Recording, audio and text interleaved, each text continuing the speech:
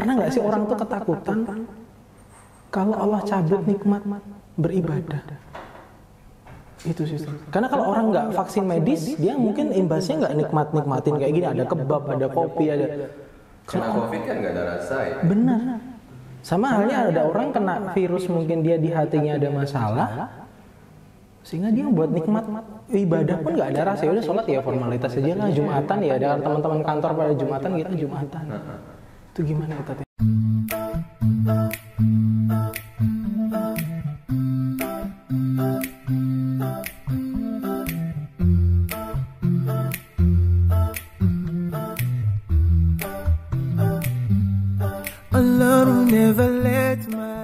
Oke, bismillahirrahmanirrahim. Assalamualaikum warahmatullahi wabarakatuh. Waalaikumsalam warahmatullahi wabarakatuh. Kembali lagi di Kalam Hakiki, kalam-kalam yang tidak bosan nih. Bersama dengan Ustadz Ransi Al-Indragiri.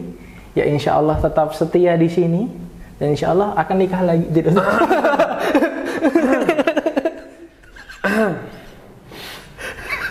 Gak ada apa-apa. Sehat Ustadz ya? Alhamdulillah. Ya, aman. Tolong lembaga sensor. Oh, lembaga sensornya sedang kena kasus ya? Lupa. Mungkin sebelum itu kita tuang dulu. Iya. Ya dari alumil tuh. Halal saya. Halal ya? Halal insyaallah. Kita shake dulu. Shake dulu ya? Benar Ustaz. Ini shake yang halal ya Ustaz ya? Iya. Kan ada shake yang itu ya. Tidak halal. Itu coklat ya? Iya. Mana nih? Siap, saya tahu. Insyaallah. Ya. Insyaallah. Monggo yang mau. Silakan dibeli. Enak? Belum dicoba. Kita coba dulu. Bismillahirrahmanirrahim.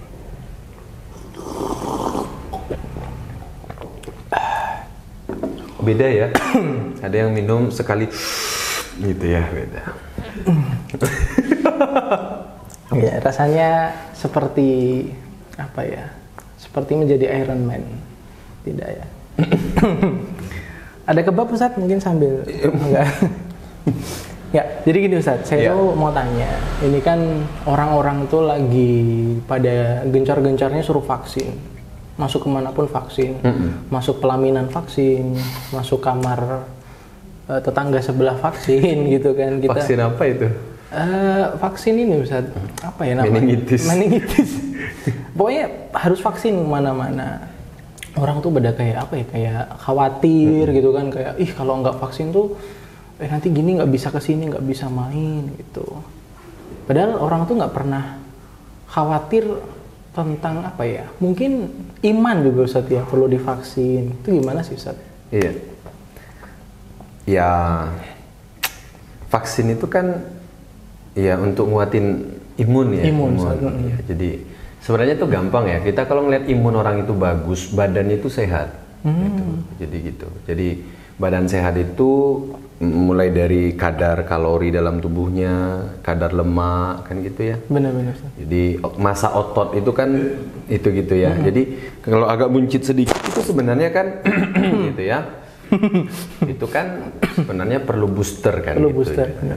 Jadi mungkin disedot gitu kan. Nah, ini kok ditutup? Ini enggak apa-apa Ustaz. Iya. Untuk mengimbangi pembicaraan. Gitu ya. Nah, jadi kalau badan yang divaksin itu kan untuk menguatkan imun gitu ya. Orang yang imunnya kuat itu, jadi kalau dia makan itu ya, pencernaannya itu lancar. Oke, itu orang imunnya berarti bagus tuh. Itu untuk raga, badan, jasmani. Tapi benar, Imam Al-Ghazali itu juga pernah bilang, orang kalau yang sakit tuh badannya, orang cepat-cepat ngobatin. Tapi giliran yang sakit itu adalah hati. Itu ya. Orang itu kadang-kadang bukan hanya lambat ngobatin, kadang malah nggak sadar harus diobatin kan gitu ya. Nah, sebenarnya kan hati kita juga butuh vaksin tuh ya. Iman kita ini kan butuh vaksin. Vaksin. Nah, vaksin dalam artian bagaimana iman yang sudah ada ini makin kokoh, makin kuat kan gitu ya. Kalau kita mau ngelihat figur yang imannya kokoh begitu ya, kita lihat misalkan kisah Nabi Yusuf tuh. Jadi Nabi Yusuf tuh ganteng banget. Kemudian salah satu cerita Israiliyat namanya Zulaikha. Tapi kalau para ulama bilang tidak ada nama yang pasti untuk istri Al-Aziz. Jadi Zulaikha itu adalah kisah Israiliyat. Artinya tidak harus dipercaya. Masalah namanya Zulaikha atau tidak itu tidak ada masalah. Oke. Zulaikha ini wanita yang sangat cantik dan dia seorang sosialita, terawat. Istri pimpinan kan. Kayak emak-emak Facebook gitu. Oh, emak Facebook malah maaf bawah ya. Agak tinggi kan TikTok. Oke. Bigo gitu Ustaz ya. Enggak. Saya tahu. Tolong istrinya. Saya tidak tahu Ustaz ya. Saya lugu. Oke. Nah, jadi istri Al-Aziz ini pimpinan. Jadi kalau kita baca sejarah tuh ya, Al-Aziz itu nanti punya keturunan kelima namanya Asiyah binti Muzahim, dalam bahasa Mesir dieja dengan Ais Nafrat. Itu istrinya Ramses II yang dikenal dengan Fir'aun yang terkenal pada masa Nabi Musa. Jadi sebenarnya Asiyah binti Muzahim itu ibu angkatnya Nabi Musa gitu loh. Mereka ini keturunan ningrat gitu loh, maksud saya bangsawan ya tadi. Iya, bangsawan. Al-Aziz ini orang bangsawan dan istrinya terawat kan gitu ya, sosialita, kalangan elit di sebuah negara kan gitu. Cantik, terawat, berduaan di sebuah kamar, yang kamar itu dalam sebuah kamar, yang kamar itu dalam kamar lagi. Dalam riwayat saking tempat ini terpencilnya itu ada 7 pintu keluar. Kayak tempatnya Squid Game itu ya Ustaz ya? Iya, mungkin begitu ya. Kebanyakan nonton. Udah khatam ya. Udah khataman tapi ya. Nah, teman-teman, jadi ini kita lihat orang imannya kuat. Jadi iman yang kuat itu nggak ada yang namanya dia berkorban sendiri. Orang yang imannya kuat itu ditolong sama Allah. Jadi ketika dia sudah berdua nih, sampai Allah kan bilang dalam surat Yusuf itu kalau bukan karena pertolongan Allah, itu mesti berdua ini berzina. Tapi karena pertolongan Allah dapat tanda, kemudian Nabi Yusuf lari kan gitu ya. Nah, jadi kita perlu nih iman kita kokoh layaknya Nabi Yusuf. Oke. Bahkan ketika terbukti yang salah itu adalah istri Al-Aziz, karena baju yang ditarik itu bukan dari depan, tapi yang sobek dari belakang. Kan jelas nih yang salah istri Al-Aziz, kan jelas tuh. Saksi ada kan gitu tuh. Tapi Yusuf rela di penjara. Ya, karena ketika santer kasus ini di sana di Mesir kala itu, istri Al-Aziz ini kemudian mengundang sosialita di kota Mesir, berkumpul semuanya, disuruh mereka memegang sebuah mangga dan pisau, kan begitu ya. Jadi disuruhlah Nabi Yusuf lewat, mereka sambil mengupas mangga. Yang terjadi apa? Mangga selesai dikupas, tangan mereka pun ikut terkupas saking terpesonanya gantengnya Nabi Yusuf. Dan tahukah Anda, Mas Rehan, tahu? Nabi Yusuf itu cuma setengah kegantengan Nabi Adam. Berarti Nabi Adam ganteng banget? Karena langsung diciptakan oleh Allah. Oh, kukira tuh dulu tuh yang paling ganteng tuh Nabi Yusuf. Berarti kita sisa dong? Gitu iya, ya? Berarti kita apanya nih? Iya. Cipratan daki-dakinya. Mending kalau cipratan daki, ya mungkin kita bagian terakhir gitu ya. Bagian terakhir ya kan kita visceral apanya? Ini loh. Nah, itu kan. Jadi orang yang imannya kuat itu bukan hanya selalu dia bisa mencegah dalam artian dia bilang enggak, bukan. Orang iman kuat itu ditolong sama Allah. Oke. Orang yang imannya kuat itu ditolong sama Allah, selalu ditolong Allah. Ketika Nabi Muhammad terkepung mau dibunuh oleh orang-orang Quraisy, sudah berkumpul semuanya, Allah tolong dengan cara apa? Mereka semua tidur. Atas izin Allah dan pertolongan Allah, Allah buat mereka tidur. Jadi orang-orang yang imannya kuat itu Allah tolong. Allah nggak biarin orang yang imannya kuat itu cacat itu, Allah nggak biarkan. Allah tahu, Allah maha tahu bahwa Allah butuh orang-orang yang imannya kuat di muka bumi ini untuk tetap bumi ini baik jalannya, menjadi khalifah, menjadi pemimpin, penjaga kelestarian alam ini. Benar-benar. Maka kalau tidak ada orang baik-baik ini, maka yang terjadi apa? Nanti bumi hancur. Kerusakan di mana-mana ya. Makanya Allah tolong, kan gitu kan? Oke. Nabi Yusuf ditolong, Nabi Muhammad ditolong, Nabi Musa ditolong. Coba bayangkan ketika semua bayi dibunuh, Musa enggak.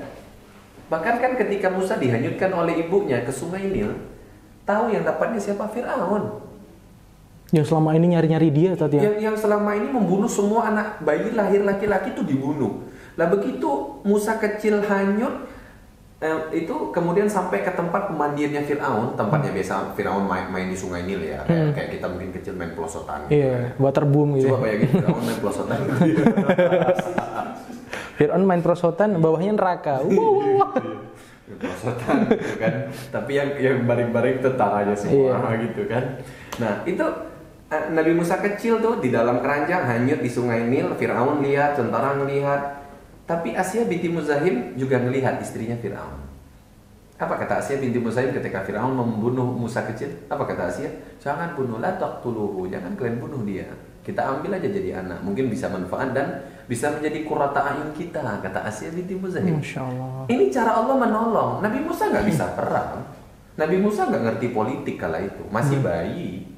Iya kan? Benar-benar. Tapi Allah nolong. Jadi orang yang imannya kuat itu ditolong sama Allah.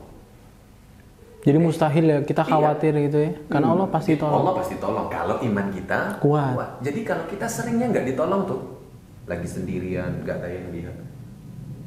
Goyang paha, goyang dada, gitu kan? Kan bedanya KFC sama TikTok di situ aja kan? Iya, bedanya di TikTok nggak digoreng. Iya, sama bumbu kan? Iya, sama tepung kan? Kalau di KFC beli digoreng. Alumni atau masih? Saya beralih ke yang KB pinggir jalan, yang jual emak-emak pakai kerudung gitu. Gitu ya. Jadi banyak kan kita merasa dengan kita sudah bisa sholat, sudah mengaji, sudah menutup aurat itu kita imannya kuat. Tapi kan maaf, ada kala-kala, ada waktu di mana kita tidak bisa, kayak kita nih kayak nggak ditolong gitu loh. Bener, udah berdoa tapi kayak nggak ada respon gitu. Sederhananya ya, kalau kita merasa kita ditolong, seberapa cinta sih kita kepada ilmu agama Allah gitu. Masya Allah. Padahal kan perintah pertama dalam Islam itu belajar kan. Bener Ustaz.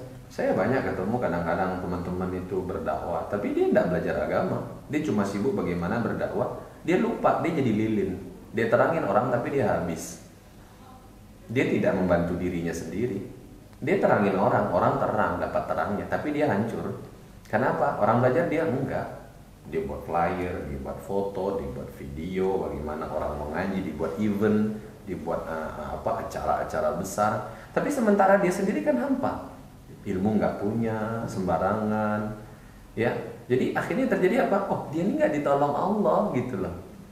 Ya, jadi orang yang ditolong Allah itu ngambil keputusan pun hati-hati, difitnah pun dia tenang. Itu kan ditolong Allah ya. Benar, di riba dia tenang. Nah orang yang imannya kuat itu ditolong lah. Kalau kita tidak ditolong sama Allah, artinya iman kita tidak kuat. Nah, biar dia iman kita kuat perlu divaksin dalam bahasa medis, artinya dikuatkan. Bagaimana biar dia kuat? Banyak cara. Salah satunya kita kalau bahasa Profesor Dr. Buya Hamka ya dalam buku 1001 Soal Kehidupan, kata beliau, hijrah itu pengen sukses maka 3 hal yang harus punya. Saya pengennya dikit aja ya biar nggak banyak ya. Apa aja tuh 3 tuh? Guru. Ustadz itu kayak. Iya. Antum ngaji sama ustadz rutin. Masya Allah. Bahas usul fikih, bahas fikih, akidah, bahas sirah nabawiyah, begitu ya. Berguru, datang, duduk dekat beliau, dengarkan beliau menerangkan ilmu. Ya, kata Imam Al-Ghazali, ya bentuk kita bermajelis ilmu kadang harus sabar, kadang gurunya tidak enak. Benar. Yang kedua kata beliau buku. Ya, jadi kalau kita imannya biar kuat, kita harus punya guru, terus buku, karena buku ini menjaga kita agar tidak berlebihan mencintai seorang guru. Oh. Jadi ada banyak di antara kita ini kan fanatik kepada guru ya. Padahal salah satu ciri pengikut Dajjal itu fanatik. Sementara Ahlus Sunnah wal Jamaah itu mutawasithah, pertengahan. Tidak fanatik. Itu terlalu ngefans itu nggak boleh Ustaz ya. Aku pokoknya Ustaz Raihan, kalau nggak mau. Nggak boleh gitu kan. Selagi Ustaz ini akidahnya bagus, lurus, ilmunya bagus, ayo kita dengerin kan gitu ya. Nah itu. Yang ketiga kata Buya Hamka, teman yang baik. Teman yang baik itu sebenarnya sangat efektif menguatkan iman kita sebagai apa ya, iman booster kan begitu ya. Benar. Sebagai vaksinasi iman. Jadi kita butuh guru itu berarti ngaji ya kita ya. Ngaji, terus kita butuh buku, terus teman yang baik. Ini tak ambilkan yang paling singkat versi Buya Hamka. Jadi misalkan ngeluh nih, ini gimana sih? Aduh gimana ya, orang sibuk vaksin kemana-mana, tapi giliran iman mereka tidak peduli. Nah, ini kita perlu nih, karena Buya Hamka bilang kalau kamu pengen sukses perjalanan jadi orang baiknya kamu butuh 3 ini ya. Minum Ustaz. Iya. Saya udah habis ini. Kalau minum lagi. Tuang lagi Ustaz. Cukup. Oke. Tapi gini Ustaz, kalau orang divaksin tuh kan terus dia jadi sehat gitu ya. Minum kayak gini aja nikmat gitu kan. Saya tuh kadang mikir gini Ustaz. Kalau orang dia sakit gitu ya, amit-amit sakit gitu. Makan tuh kan nggak nikmat. Mungkin Allah cabut sementara gitu ya. Mau apa nggak nikmat. Mau nonton film mungkin juga nggak nikmat. Mau baca nggak nikmat. Tidur aja nggak enak. Tidur aja nggak enak. Sampai tidur. Padahal tuh paling simple. Tinggal istri aja malas. Nah itu dia. Maaf istriku ya. Saya tuh kepikiran gini. Pernah nggak sih orang tuh ketakutan kalau Allah cabut nikmat beribadah? Itu sih.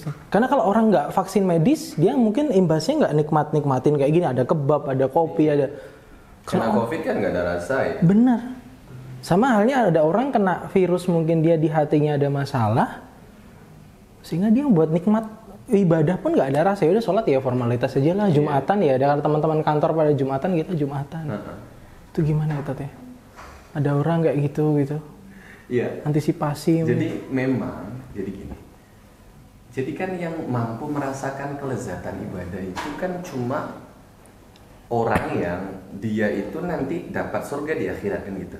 Benar. Jadi kalau kita membaca penafsiran surat An-Nahl ayat 97 tuh. Kata Allah, "Man 'amila shalihan min dzakarin aw untha wa huwa mu'min falanuhyiyannahu hayatan thayyibah." Hayatan thayyibah hadza fid dunya, kata para ulama tafsir. Maksudnya dia diberi hidup yang baik itu di dunia. Jadi kalau dia di akhirat masuk surga, di dunia dapat kehidupan yang baik. Nah, kehidupan yang baik itu maksudnya apa? Ada banyak penafsiran. Salah satunya apa? Salah satunya yang kita bahas barusan. Yang kenang halawatul ta'ah. Kelezatan dalam beribadah. Ibadah. Jadi orang-orang yang masuk surga itu kalau sholat tuh nikmat. Kalau dengerin ilmu itu nikmat, enak. Ini ilmu. Daging ini bagus, ini ilmunya. Itu orang yang merasakan kenikmatan. Jadi maaf, jangan cuma cerita sholat yang menangis karena diimami Muzammil. Giliran imamnya orang sebelah rumah ya udah nangis. Ya, itu karena Muzammil nangisnya, bukan karena bacaan Al-Qur'annya kan. Benar. Bukan karena terjemahan ya. atau Bukan berarti Muzammil enggak benar loh. Muzammil ini udah benar, udah bagus gitu loh. Cuma orang kita yang salah tangkapnya gitu loh. Paham. Untuk boosternya Muzammil perlu kan gitu ya. Salim Bahanan perlu gitu ya. Cuma kan yang mengimami kita tiap hari bukan mereka. Ya kembali ke orang sekitar kita kan. Lah, orang yang betul-betul bagus itu dia lezat. Sholat lezat, nikmat, ibadah lezat, ngaji lezat. Dengerin ilmu itu enak. Oh. Gitu ya. Enak gitu ya. Enjoy gitu tadi. Orang-orang seperti itu tuh kan hanya orang-orang yang iman dan amalnya Allah terima. Oh, berarti kalau yang nggak kerasa nikmat nggak diterima. Oh, tahu tanda iman dan amal soleh kita diterima sama Allah? Tahu tandanya? Salah satunya yang tadi, nikmat tadi. Bukan. Apa itu kan efeknya. Oh, efeknya. Jadi kalau iman dan amal soleh kita diterima, kita akan merasakan kenikmatan dalam beribadah. Bahkan mungkin nagih gitu, kayak ketagihan gitu kan. Kita tuh kayak main game jadi pengen lagi. Pengen lagi, kayak minum susu ini pengen lagi gitu saatnya. Bismillah. Haus ya. Keinget di rumah soalnya. Oh, khusus yang sudah nikah ya? Biasanya belum nikah nggak paham. Belum paham. Iya, karena tadi masih setengah kan? Masih setengah. Belum sempurna. Setengahnya pun gila kan? Majnun ya. Iya. Nah, oke. Jadi kita jadi dalam keseharian kita gitu kan. Jadi banyak orang bingung ini amalku diterima nggak sih? Kalau Imam Ibnu Qayyim Al-Jauziyah bilang, tanda iman dan amal soleh orang itu diterima gampang, kata beliau. Apa itu sih? Dia merasa tidak diterima iman dan amalnya. Dia merasa tidak punya amal, dia merasa banyak dosa. Itu tanda. Jadi kan yang bisa kita rasain sendiri. Jadi kalau kita sholat merasa sudah diterima, itu tanda sholat nggak diterima, kata Imam Ibnu Qayyim Al-Jauziyah. Oh, berarti kalau ada orang yang maghrur, yang tertipu gitu ya, merasa amalnya udah penuh, udah cukup lah, gue mau ngapain lagi? Iya, udah umroh nih. Sekali sebulan. Iya, meskipun umrohnya di endorse. Wah. Gitu ya. Itu Gak ada. Kan udah buka lagi umroh kan? Oh iya, udah buka lagi. Nggak apa-apa, kalau di endorse kan nggak apa-apa. Mungkin yang ingin endorse kita berdua bisa hubungi Ustaz Ridwanullah. Gitu ya. Itu berarti gini Ustaz, yang kayak gitu mohon maaf nih, nggak diterima atau seperti apa? Ya, tidak diterima semua. Kalau mereka itu merasa diterima ibadahnya, merasa banyak, dia merasa baik. Orang yang merasa baik itu malah tidak baik. Salah satu bentuk talbisul iblis itu, tipuan setan itu, kita tuh merasa baik. Kita merasa baik-baik aja. Saya baca beberapa kitab itu bahwa para ulama bilang orang bertakwa itu kayak orang tinggal di tepi jurang. Maksudnya apa? Dia tidak pernah merasa aman. Dia merasa ketakutan jatuh ke dalam jurang maksiat, jurang neraka, kan gitu ya. Ini orang bertakwa yang benar. Oke. Berarti semakin kita kayak overthinking, aduh gimana ya nanti amalku merasa, padahal dia udah di mata teman-teman ini orang itu udah soleh banget. Iya. Tapi dia masih kayak overthinking. Itu justru kayak itu diterima berarti Tate? Belum, overthinking juga salah. Overthinking juga salah, berarti? Dalam Islam itu rumusnya, apapun yang over itu tidak boleh. Oke. Jadi apapun yang over itu di dalam Islam itu tidak boleh. Jadi sholat over itu tidak boleh. Sholat sunnah over itu tidak boleh. Puasa over itu tidak boleh. Tidak boleh. Jadi dalam Islam itu rumusnya sederhana, apapun yang berlebihan itu tidak boleh. Termasuk overthinking juga tidak boleh. Overthinking itu berbeda dengan orang merasa ibadah belum diterima. Jadi kalau dia merasa ibadah belum diterima, bukan overthinking. Dia merasa perlu beribadah lagi. Karena ibadah ini belum tentu diterima. Kalau overthinking beda. Mikir sana. Ini akhirnya tuh actionnya dikit. Terlalu banyak mikir. Mikir, guys yang action. Ya. Mending kalau dikit kan actionnya. Kalau nggak sama sekali. Benar. Nah, itu. Jadi ya kita bisa merasakan kelezatan itu kalau kita sehat imannya, kan gitu. Kalau ibadah kita diterima. Nah, terus syarat ibadah itu yang diterima bagaimana? Gampang, itu sudah banyak bukunya. Benar. Sederhana teorinya. Susah prakteknya. Cuma ikhlas dan benar. Kan gitu. Selesai kan? Niatnya ikhlas, tata caranya benar. Selesai gitu loh. Cuma kan prakteknya. Tapi terkadang gini, Sat. Ada orang yang mungkin sudah melewati tahap iman, tiba-tiba imannya terus futur, akhirnya dia malah bermaksiat. Kalau fitrahnya manusia kan sebenarnya ada hal untuk kembali ke kebaikan ya Ustaz ya. Cuman kadang ini Ustaz, kita itu kena panah iblis, panah taswif. Jadi ngelambat-lambatin gitu, mau balik lagi tuh, ada antar aja. Gitu kan. Itu kan panah yang berbahaya dari iblis Ustaz ya. Menunda-nunda taubat. Iya. Gitu. Jadi misalkan kayak yang lagi viral nih, Baim Wong ya, jadi ya diplesetin orang Baim Wrong gitu ya, monggo aja lah. Jadi ini kan dia salah, ya manusiawi lah, sampai MUI itu komentar loh. Jadi Baim Wong itu juga MUI komentar? Wah sekarang ngurusin ini? Saya baca itu. Jadi kita itu mau komentar kan nunggu senior dulu komentar.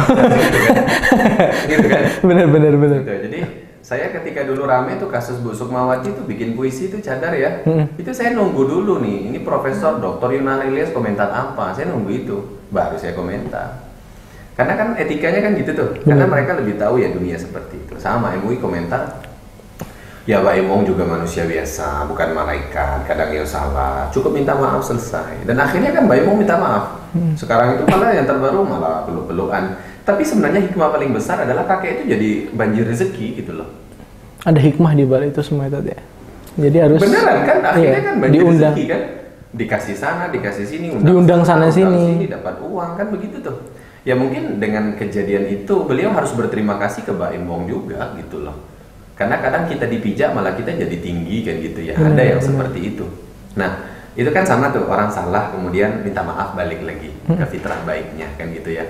Sama juga nih, yang agak susah itu yang pinjol ini lah lagi rame nih. Oh iya, pinjol online itu loh.